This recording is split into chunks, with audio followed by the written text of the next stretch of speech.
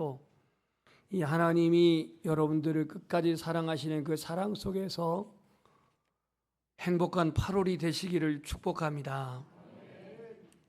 불과 2주 전인데요.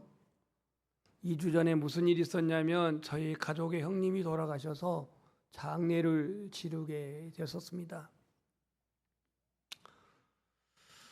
6남매 중에서 이제 남은 3남매만 남아 있는데 그래도 제가 막내이기 때문에 형님의 장례 일을 한 데 있어서 여러 가지 일을 감당했는데 그중 마지막 땅을 파고 이 장례를 하는 것과 하간 예배를 집례하는 거였습니다.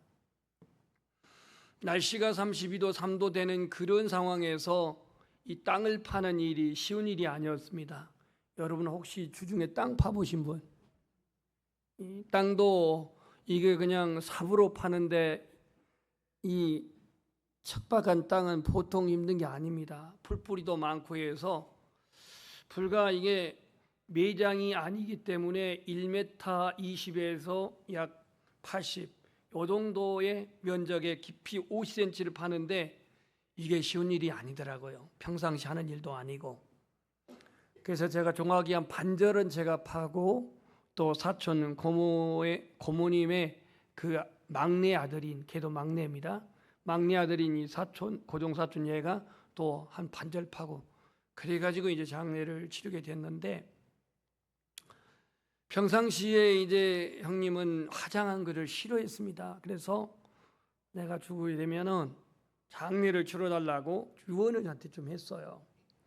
그 조건은 목포에 아버지 어머니가 계시는 그 북교동교회 장지에 모실 때의 이 얘기였습니다.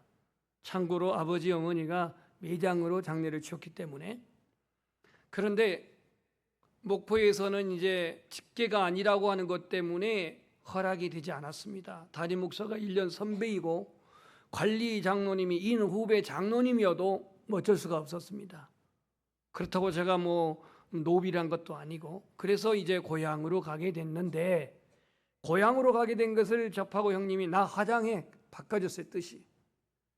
화장을 하다 보니까 돌아가시기 전에 몸무게가 58kg였습니다. 암 걸리기 전에는 85kg였어요. 너무 고통 많은 3개월을 견디면서 결국 세상을 떠났는데 이제 화장하다 보니까 요만한 통에 이제 풍고람이 있는 겁니다. 이거를 이제 안치하면서 제가 마지막 말을 무슨 말을 했냐면 형님 천국에서 뵙시다 그러고 마지막 말을 했어요. 비록 육체의 몸은 가루가 되어갖고 지금 땅에 묻히게 되지만 그의 영혼은 하나님 나라에 계시니까요. 여러분 부활을 믿습니까? 여기서 아멘 안 하면 여러분의 믿음이 뽀랑해서 억지라도 해야겠죠. 그래야 편하죠. 근데 부활을 믿지 않은 사람들이 있어서요. 유대의 땅에 태어났지만 하나님을 믿는다고 하지만 부활을 믿지 않는 자들이 있었습니다. 오늘 그 부활을 믿지 않는 사람들이 누구냐면 바로 사두개인들이었어요. 사두개인들. 이 사두개인들은 왜 도대체 부활을 믿지 않았을까? 그 족보를 따지고 올라가면요, 이 사두개인들은 제사장의 후손들입니다.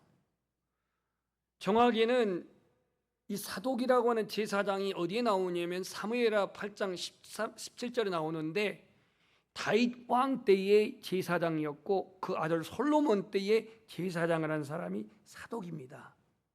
당시에 대제사장직을 한 사람이 사독이에요.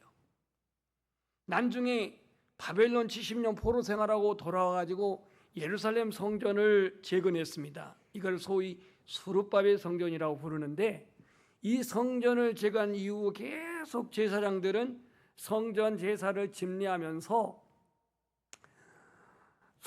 성전 제사를 집례하면서 중심 세력을 이루게 되었습니다. 그게 이제 예수님이 오실 때, 예수님이 왔을 때에 이들은 산헤드린이라고 하는 그 최고의 의결 기관을 세웠는데 70명이 세워진 이 산헤드린 공회의 대부분 요직이 차지한 사람이 사두개인들이었습니다. 물론 바리새인들도 거기 있었어요. 누구? 니고데모. 여러분 니고데모 요한복음 3장에 나오는데 그가 바리새인이라고 그랬죠. 그 사람이 한 사람 바리새인이에요. 대부분 사두개파들이 이 산헤드린을 장악하고 있는데 이 산헤드린은 권력과 부를 다 그렇게 쥐고 있는 사람들이었습니다. 그러면 당시에 이 사두개파의 반대편에 있는 파가 누구냐면 바리새파예요. 이 바리새파들은 장로들의 유전을 집착하면서 이른바 그들은 부활도 믿고 전사도 믿고 영혼도 믿는 그런 존재가 바리새인인데 이 바리새인들이 사두개인들을 볼 때는 저거는 사쿠라예요. 종교 사쿠라. 완전 짝퉁 가짜들이에요. 전사도 안 믿죠. 영도 안 믿죠. 내세 천국도 안 믿죠. 뭐 영혼의 존재도 안 믿죠. 이런 사두개파를 볼 때에 얘네들은 또 로마와 결탁해 가지고 자기들의 기득권을 유지하는 그러한 기회주의자들이고 현실주의자이고 이득 집산이었기 때문에 바리새인들이 굉장히 싫어했어요. 그래서 이들은 늘 같이 불편한 관계에 있는데 예수 그리스도를 십자가에 죽이기 위해서는 그들은 같이 한패가 되었어요. 지난주에는 여러분 이 일부 강사를 모셨기 때문에 연결이 조금 안 될 것 같은데 이 앞전 사건에서 데나리온 하나 가져와 가지고 이 가이사의 것은 가이사에게 하나님의 것은 하나님의 것에게 그렇게 드리라고 하는 세금 문제를 가지고 예수님의 함정을 빠뜨리려고 했던 서기관들이 있었죠. 이들은 예수님 앞에 참패를 하고 돌아갔습니다. 참고적으로 서기관들은 바리새파 쪽에 가까운 그런 지도자들입니다. 이게 보기 좋게 그들이 예수님 앞에 그들은 아무 소리 못하고 이제 잠잠하게 됐는데 26절에 침묵했다고 그랬거든요. 그런데 이번에는 사두개파가 등장해가지고 예수님을 부활의 문제에 가지고 함정에 빠뜨린 질문을 하는 거예요. 사두개인들은요 부활을 안 믿었어요. 내세도 안 믿었어요. 죽음 이후의 심판도 믿지 않았어요. 천사, 영혼의 존재 부정했어요. 그들은 오로지 현실주의자였어요. 성경도 모세오경만 믿었어요. 그래서 오늘 예수님이 모세오경만 믿은 그들에게 신명기 25장에 있는 말씀을 인용해 가지고 이들에게 그 따끔한 교훈을 하십니다. 한마디로 말하면 부활을 믿지 아니하는 사두개인들이 부활의 그 맹점, 부활의 그 허점, 부활의 그 진실성을 부정하면서 부활의 문제를 가지고 주님께 질문을 합니다. 그 질문이 바로 28절입니다. 뭐라고 말하냐면 물어 이르되 선생님이여, 물어 이르되는 수식어고요. 선생님이여 여기서부터 시작됩니다. 그리고는 거기에 모세가 우리에게 써 주기를 만일 어떤 사람이 형이 아내를 두고 자식이 없이 죽으면 그 동생이 그 아내를 취하여 형을 위하여 상속자를 세울지니라. 이런 사건이 구약에 있었어요, 없었어요? 있습니다. 야곱의 아들 중에 네 번째 아들이 누구예요? 유다입니다. 유다. 이 유다가 결혼해가지고 자녀를 낳는데 첫 번째가 엘입니다. 엘. 이 엘의 부인이 누구냐면 다말이라고 여러분 들어보셨죠? 그런데 이 엘이 하나님께 범죄가지고 하나님께 심판받고 죽어버렸네. 그래가지고 이 다말이 과부가 됐는데 그 아버지 유다가 이 그 동생 셀란가요? 셀란가 하여튼 셀란가 그 동생에게 나 너 형수한테 들어가가지고 후사를 남겨라 그렇게 말합니다. 근데 이 둘째가 아니 내가 원하고 내가 사랑하는 사람과 결혼했는데 내가 왜 형수하고 그렇게 마음에도 없는 그런 관계를 통해서 자녀를 낳아야 하면서 의도적으로 그 피임을 합니다. 이래가지고 그도 죽어요. 이렇게 와가지고 나중에 이제 그 다말이 이른바 면박을 두르고 차도를 두르고 그래가지고 그 시아버지인 유다를 유혹해가지고 결국 쌍태를 낳는데 그게 베레스와 세라입니다. 베레스와 세라. 여기서 베럽을 했어요. 아니고 그 베레스에서 예수님의 자손이 나옵니다. 실질적으로 있는 사건이에요. 이거를 하나의 이제 신명기의 계대 결혼이라고 하는 그런 제도가 있는데 이거를 내세워 가지고 오늘 얘기를 합니다. 그런데 너무나도 이 얘기가 현실성이 없어요.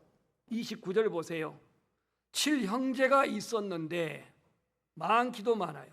7형제가 있었는데 마지가 아내를 취했다가 자식 없이 죽었어요. 둘째도 셋째도 취했지만 자식 없이 죽었어요. 심지어 막내인 7째까지 그렇게 살았는데 자식 없이 죽었어요. 그리고 32절에 그 여자도 죽었나이다. 아니, 세상에 어떤 여자가 기구한 운명을 이렇게 살았다고 자식을 낳기 위해서 첫째, 둘째, 셋째, 넷째 전부 다 그 둘째부터는 다 시동생 아닙니까? 그잖아요. 막내 시동생까지 같이 살았는데 자식 하나 없이 죽었다? 이게 여러분 사실적인 것 같아요? 좀 꾸며낸 얘기 같아요? 좀 개연성이 떨어지잖아요? 아니 6명, 7명 되어서 누구 하나라도 생길 거 아니겠어요? 근데 하나도 안 생겨 다 죽었대. 마태복음에 보면은요, 평행에 보면은 마치 사두개인이 그 일이 있었던 것처럼 그렇게 얘기를 합니다. 오늘 거기까지는 찾지 않겠는데요, 시간 관계상. 마태복음 22장 25절에 보면은 우리 중에 7형제가 있었다라고 이렇게 쓰고 있습니다. 우리 중에, 그 얘기를 우리 중에 7형제가 있었다라고 이렇게 기록하고 있어요. 자, 문제는 그렇게 해서 한 여자가 7명의 형제들과 다 살았는데 자식 없이 죽었어. 당신들은 부활을 믿는데 만약에 그렇게 해서 부활을 한다면 이 여인은 누구의 아내입니까? 누구의 이 아내냐 이거예요. 첫 번째입니까? 두 번째입니까? 세 번째, 네 번째, 다 7번째입니까? 이걸 지금 질문을 하고 있는 거예요. 이 얼마나 아내합니까? 다 한번 살았단 말이에요. 첫째부터 7째까지 다 살았는데 자식이 없어. 그리고 죽어서 자식이라 있다고 한다면 저 둘째가 자식을 낳았기 때문에 저기 남편이라고 이렇게 말하겠는데 아무도 자식이 없어요. 그러면 부활을 한다면 저 아내는 누구 아내입니까? 누가 진짜 남편입니까? 요거를 지금 사두개인이 질문을 하고 있는 거예요. 이렇게 황당하고 어이없는 문제가 생긴데도 부활이 있다고 믿느냐 이거예요. 지금 이 논지가. 여러분도 그렇지 않겠어요? 이 보통 헷갈린 문제가 아니에요. 믿음을 버리는 사람들, 믿음을 인정하지 않는 사람들은 이 사두개인 같은 이런 질문을 합니다. 교회에 나와야 밥을 주냐? 떡을 주냐? 이런 말을 해요. 우리 교회에서는 그 말하면 안 돼요. 지난주에도 떡을 줬어요. 밥을 줬어요. 오늘 또 줄 거예요. 다음 주에도 떡을 줄 거예요. 이미 예약을 해놨기 때문에. 이 현실적인 문제. 아니 예수 믿는다고 뭐가 잘 돼? 예수 믿는다고 무슨 내세가 있어? 이런 문제를 가지고 질문을 한단 말입니다. 이 사두개파에 속해 있는 사람들처럼 말이죠. 그런데 오늘 예수님께서 오로지 자기의 이성과 자기의 이론의 근거에서 부활을 믿지 아니하는, 모세 오경 빼놓고 성경을 성경으로 받아들이지 아니하는 이 사두개인들에게 뭐라고 말씀을 하냐면 이렇게 말합니다. 34절에 예수께서 이르시되 이 세상의 자녀들은 장가도 가고 시집도 가지만 저 세상과 및 죽은 자 가운데서 부활함을 얻기 합당히 여김을 받은 자들은 장가가고 시집가는 일이 없다. 이렇게 말합니다. 소위 이 세상과 저 세상은 다른 세상이란 얘기예요. 질서가 다르다는 얘기예요. 왜냐하면 이 사두개인들은 내세를 믿지 않기 때문에, 천국을 믿지 않기 때문에, 부활을 믿지 않기 때문에, 당신들의 부활을 믿는다면 이러이러한 사건 속에서 벌어진 이 첫 번째 이 여인이 7명의 형제들과 다 살았는데 부활한다면 누가 남편이 됩니까? 라고, 누가 그 여인의 남편이 되겠냐고 이렇게 얘기를 했는데 예수님께서는 너희들이 오해했다고 말합니다. 오해했다. 어디에 나와 있냐면 마태복음에 나와 있어요. 22장 29절에. 한번 따라서 하겠습니다. 너희가 성경도 하나님의 능력도 알지 못하는 거로 오해하였도다. 여러분, 우리가 지금 살고 있는 이 세상은요, 제약을 받잖아요. 지금 제약받는 거 한번 말해볼까요? 시간의 제약을 받아요. 그죠? 시간의 제약을 받고, 건강의 제약을 받고, 수명의 제약을 받고, 또 우리 자신이 육체의 질병, 이런 환경의 제약을 받는단 말이에요. 이게 이 세상의 구조예요. 근데 저 세상에는 제약을 안 받아요. 수명의 제약을 안 받아요. 질병의 제약을 안 받아요. 누구에게 배신당하고 상처받는 그 제약을 받지 않아요. 심지어 사망의 제약도 받지 않아요. 오늘 주님은 그 말로 천사와 동등이라고 하는 말로 표현했는데, 왜냐하면 이 세상의 구조와 저 세상의 구조가 다른 질서이고 다른 환경이다 보니까 이 영적 세상을 그들이 이해하기에 편하게 말하려고 하면은 천사와 동등됨이요, 이렇게 말했어요. 사실 사두개는 천사의 존재도 믿지 않았는데 천사와 동등됨이라, 부활의 자녀로서 하나님의 자녀라 그랬습니다. 그러니까 우리는 이 세상에서는 천사와 동등되지 않지만 우리가 부활의 저의 몸은 천사와 같은 동등됨의 모습으로, 그리고 다른 질서, 다른 환경, 이 시대에 우리가 제약받는 걸 제약받지 않는 그런 환경이 천국인 줄 믿습니다. 그래서 부활이 있다라고 주님은 말씀을 합니다. 구체적으로 말합니다. 그들은 다시 죽을 수도 있나니, 그들은 다시 죽을 수도 없나니, 여기서 그들이라고 뭐냐면 저 세상, 하나님의 자녀요 부활에 합당하게 여김을 받은 사람들은 다시 죽을 수도 없나니 이는 천사와 동등임이요 부활의 자녀로서 하나님의 자녀임이라고 이렇게 말씀하면서 그 사두개인들이 주장하고 있는 모세오경을 이제 얘기합니다. 37절을 여러분 지금 집중력 떨어진 분들을 위해서 함께 읽어보겠습니다. 시작.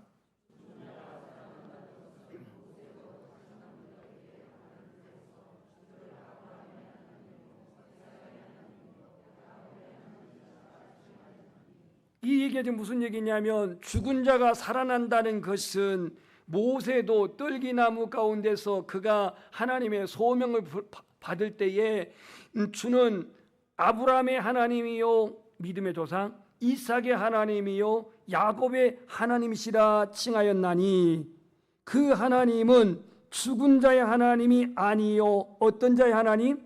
살아있는 자의 하나님입니다. 거기 들어보세요. 여기서 지금 모세가 지금 죽은 인물입니다. 이미 세상 떠났어요. 모세가 말한 아브라함도 이삭도 야곱도 모세의 시점에서 볼 때는 이미 다 죽은 조상들이에요. 그런데 여기서 뭐라고 말하냐면 그 하나님은 아브라함, 이삭, 야곱의 하나님이라고 하는데 그들은 육체로는 죽어 있지만 지금 살아있다는 겁니다. 하나님의 언약 안에 살아있다는 거예요. 아브라함도 이삭도 야곱도 살아있는 그 살아있는 자의 하나님이 오늘 본문의 하나님이란 얘기예요. 여러분 삶 속에서 이 신앙과 현실과 신앙의 이 괴리감 속에서 갈등하고 고민하는 많은 성도들이 있어요. 내가 기도를 하고 하나님 앞에 작정을 하고 구하는데 여전히 어떤 응답이 없다. 응답이 없다라고 하는 삶 속에서 기도해 보니 별 수 있나? 말씀에 순종해 보니 별 수 있나? 그렇다고 해서 현실의 하나님이 내게 눈에 보인 대로 뭐 부어주는 것도 없고 달라지는 것도 없고, 그래서 갈등하는 사람들이 있어요. 우리 중에는 이 사두개파 사람들의 유형처럼, 가치관처럼 하나님의 약속, 하나님의 언약을 근거로 하는 삶의 관심이 없고 오로지 현실주의자예요. 기득권을 유지하기 위해서, 자기들의 특권을 유지하기 위해서 그들은 노마와 함께 같이 절충하면서, 노마와 함께 같이 이렇게 교류하면서 기득권을 유지하고 현실을 그렇게 추구했던 사람들이 사두개인이에요. 자, 하나님의 나라는 장가가고 시집간 일이 없다 그랬어요. 이들은 이 부활을, 이 지상의 세계를 그대로 옮기는 사고방식으로 접근했는데 예수님은 다른 세계라는 겁니다. 다른 질서라는 거예요.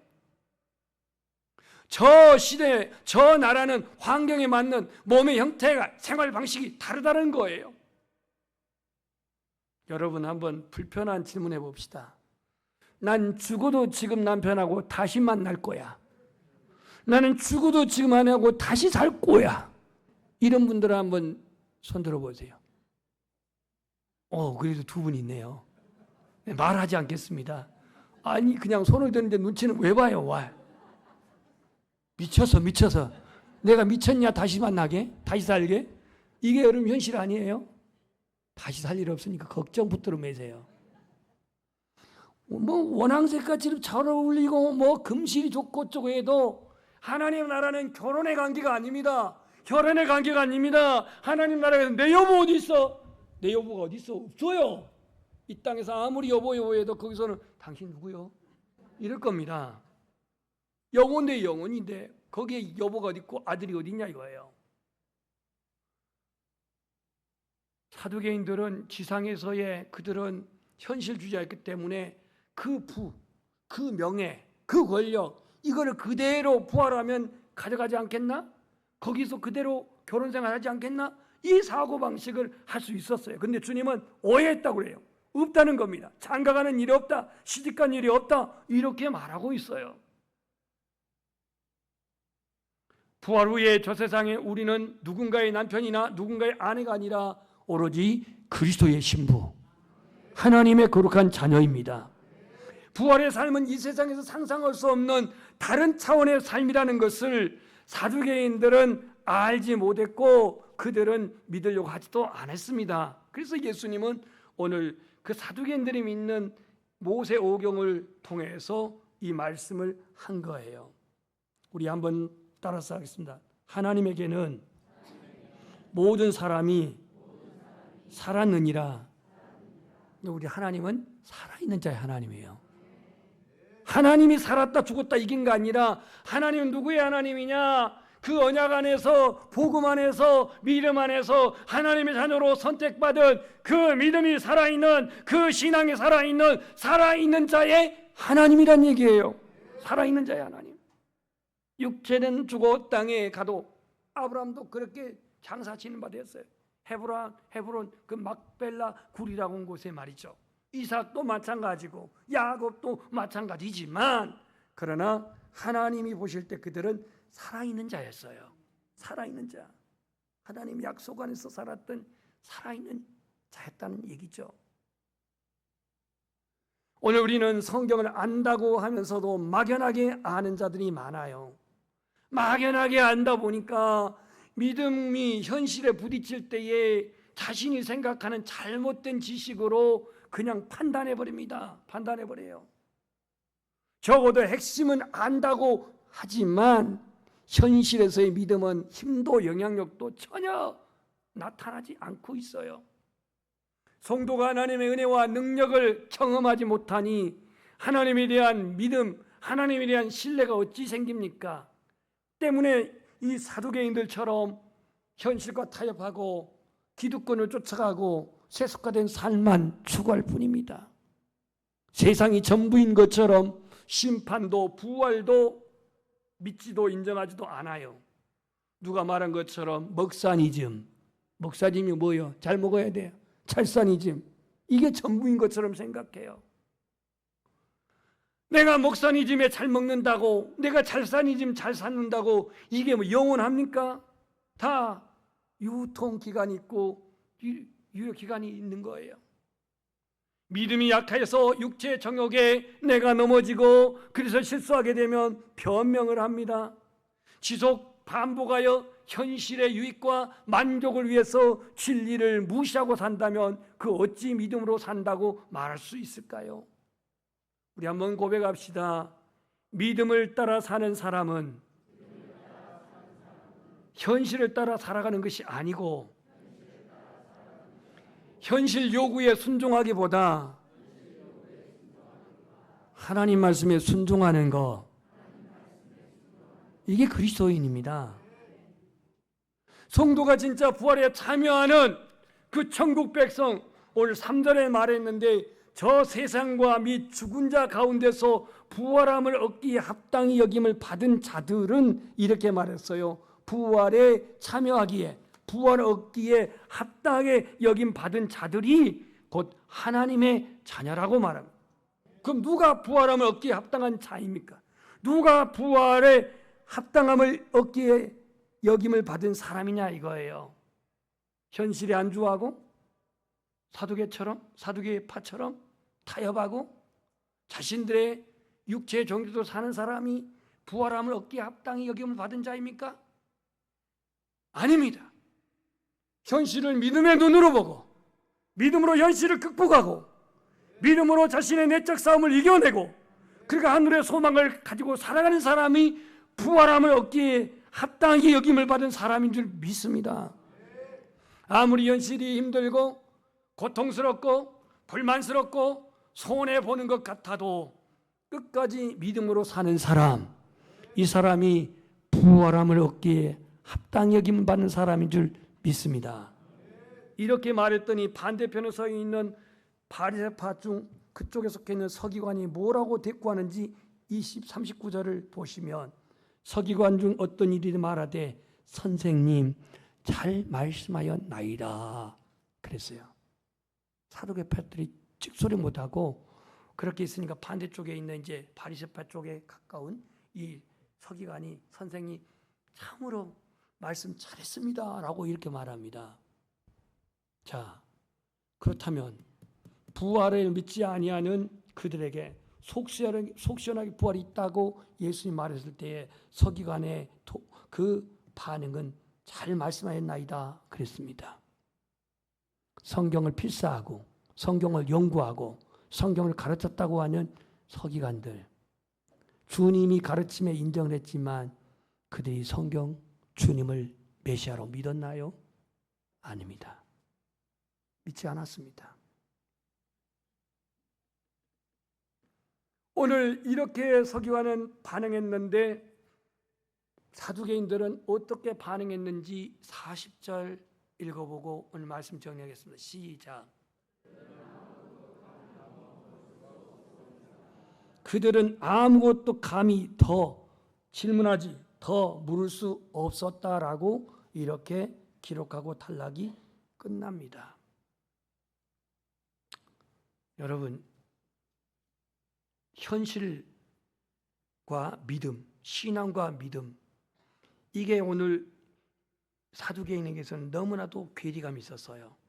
왜냐하면 부활도 안 믿고 천사도 안 믿고 내세도 안 믿고 천국도 안 믿고 영도 안 믿고 안 믿으면서 오로지 그들은 자기들의 기득권, 성전에서 제사장직을 유지하면서 또 사내들인 공회원으로서 부와 권력을 쥐고 있으면서 오로지 현실주의자였지 하나님의 언약에 근거한 구원과 영생과 천국을 믿지 않았던 사두개인입니다. 오늘 현대 그리스도인은 이런 사람들이 없을까요? 우리 중에는 이런 사람이 없을까요? 진리가 뭔지 몰라요. 성경을 안다지만 성경을 안다고 하는 것은 자기의 주장일 뿐이지 그 성경에서 주님이 말씀하시는 그 의도를 그들은 깨닫지 못하고 깨닫지 못하다 보니까 믿음이 현실성이 없는 거예요. 천국이 현실성이 없는 거예요. 구원이 현실성이 없는 거예요. 진리가 무엇인지 모르기 때문에 진리를 따르지도 못하지만 오늘 예수 그리스도를 알지 못하기 때문에 역시 하나님의 나라 부활 내세를 믿지 아니하는 거예요. 오늘 이 8월 첫 주 예배를 드리는 저와 여러분은 아무리 지금 환경적으로 경제적으로 날씨 여러 어렵고 지난 수해로 말미암아 어려움을 받는 많은 우리 이 국민들이 있는데요. 저와 여러분은 부활함을 얻기에 합당한 그리스도인 되기를 소망합니다. 요한복음 5장 29절에 예수님은 직접 말했습니다. 선한 일을 하는 자는 생명의 부활로, 악한 일을 행하는 자는 심판의 부활로 나오리라. 이렇게 말씀했어요. 오늘 예수님도 직접 저 세상과 및 죽은 자 가운데서 부활함을 얻기에 합당히 여김을 받은 자들은 곧 부활의 자녀요 하나님의 자녀라. 이렇게 말씀합니다. 여러분들의 배운 지식과 상식과 경험으로 이 사두개이처럼 믿음과 신앙의 괴리감 속에 신앙과 믿음이 따로따로, 그래서 그들은 내세에는 관심 없고 믿음에는 관심 없고 오로지 현실에 사로잡혀 이해와 상식과 경험에 갇혀서 이득과 욕심에 매달려 있는 이 현세주의자, 현실주의자 사두개인이 아니라 예수 그리스도의 그 부활에 참여하는 자로서 합당히 여기는 자가 되기를 주님의 이름으로 축원합니다. 우리 찬양 162장 3절 하시면서